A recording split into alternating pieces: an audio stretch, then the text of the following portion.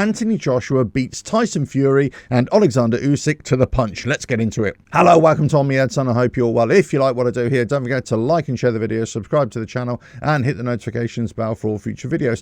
So, Anthony Joshua, after that emphatic victory last Friday night against Francis Ngannou, of course, all this week, online chatter, YouTube videos about Anthony Joshua, Francis Ngannou, Tyson Fury having egg on his face. Is Alexander Usyk the pound-for-pound best boxer? Who will win out of Fury against Usyk? The speculation is endless. And throw into mix the Jake Paul against Mike Tyson farce and all the shenanigans going on in the rest of the boxing world. It's been a bit of a delight from an observer's point of view, let me tell you. But let's get back to business. Where does AJ really stand in the boxing hierarchy? I made a video about this last week.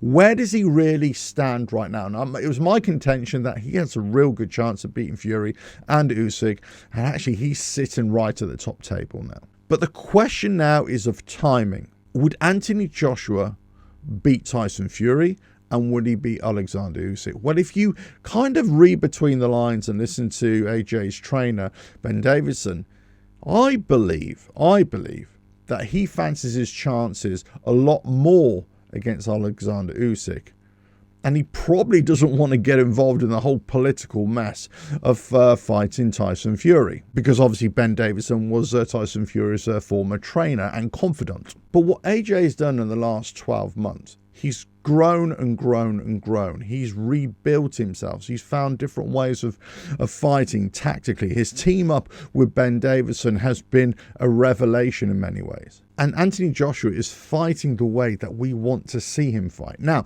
does this necessarily mean that he's a better opponent, a better matchup for Tyson Fury and Alexander Usyk? Well, we really don't know until they actually get in the ring. But because he's had such a glorious year, really, and incrementally got better and better fight by fight, then you kind of wonder, well, has AJ stole the limelight? In fact, this week, many of the pundits are saying, yeah, he saved boxing. He saved the face of boxing. He spared their blushes. Because let's face it, if he didn't beat Francis Ngannou, and if he didn't beat him convincingly, then lots of questions would have been asked. And in fact, lots of mud would have been thrown AJ's way, where he wouldn't have deserved it anyway. Because really, this is a repair job from when Ngannou fought Fury. So he's gained a lot of popularity. He's gained a lot of credibility in not only boxing fans, but also in the punditry, but also possibly in the wider world. Anthony Joshua has beaten Fury and Usyk to the punch in terms of putting his name front and center. He now is the first boxer at that top table. Now we've got to see who else is going to join him. Now, you could say that Fury and Usyk are already at that table, but I'm talking in terms of the now. I'm talking of who are the public most invested in right now, where they're invested in Anthony Joshua. Whether this is a false investment or not, this is what I was asking in the last video. Does he really have the skills and the tactical awareness, let's say, to go into a ring with Tyson Fury and Alexander Usyk? Well, certainly he does. But how successful will he be? My gut feeling here is that it would be a much better matchup than he would have been a few years ago, certainly against Usyk last time. But with the team behind him, I think AJ can unlock a few more doors. It's going to be an interesting time. It's going to be a very interesting time. But another big question here is, well, what does AJ do next? Should he fight somebody else in the meantime? Can you rely on the likes of Tyson Fury to honour any kind of next fight deal against AJ? And I can already see Tyson Fury kind of backpedaling a little bit in terms of relying on the contract that he's already drawn up against Alexander Usyk. He got a 2-fight deal. Well, regardless, if they have the fight in May, then there's going to have to be a recovery time.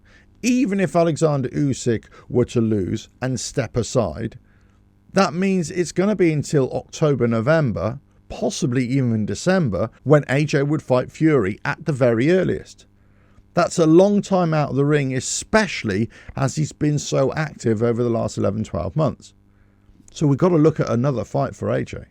We've got to look at another fight in the meantime. And my gut feeling is going to be on the balance of what happens between Fury and Usyk, first of all, but also the IBF if they force the winner to vacate the IBF bout. I've always said this is the route for AJ to become 3-time world heavyweight champion. And obviously the only boxer that he can fight in the meantime is Hrgovic for that title.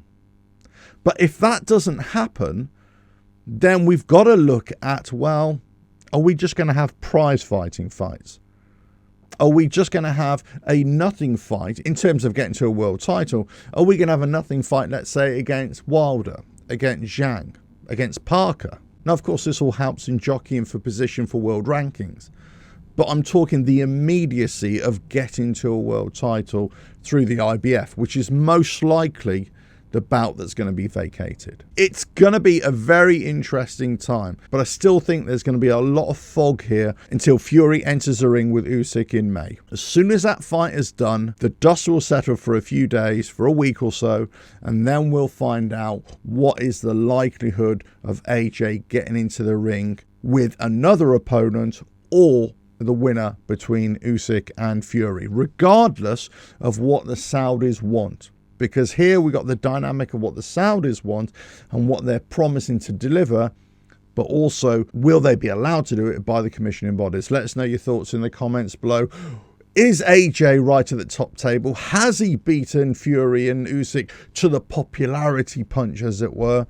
And, well, how long were we going to have to wait until we see AJ back in the ring? But also, when will he fight Usyk, or when will he fight Fury next? Personally, although he's fought Usyk twice and lost, I would really like to see that fight again. I've never really been one for rematches and rematch clauses, and certainly trilogies, but in this special case, I kind of want to see it. I really do. I really want to see if Anthony Joshua has changed enough, has developed enough to overcome Alexander Usyk. That would be a great fight, a great matchup. But obviously, as boxing fans, we also want to see the Battle of Britain, right? We want to see who is the best between AJ and Tyson Fury. Let us know your thoughts in the comments below. If you like what I do here, don't forget to like and share the video, subscribe to the channel, and hit the notifications bell for all future videos. And I will catch you again on another video coming very soon. Bye now.